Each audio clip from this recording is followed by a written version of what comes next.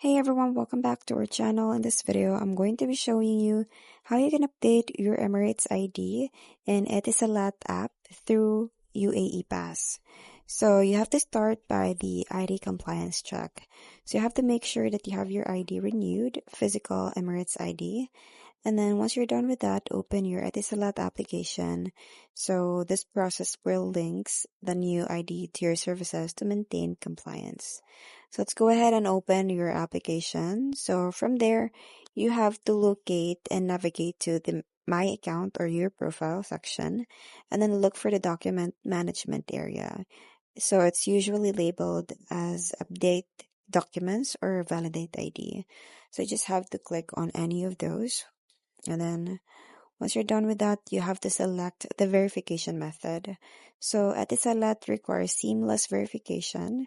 So you just have to select the official method, which is validate via UAE Pass to proceed securely.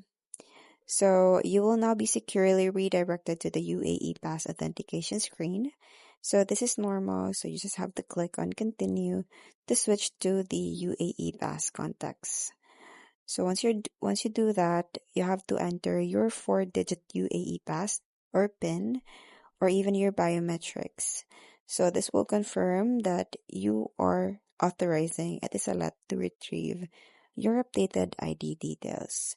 So you just have to confirm the biometrics or the PIN, and then data synchronization will then happen. So you are now automatically redirected back to the Etisalat application.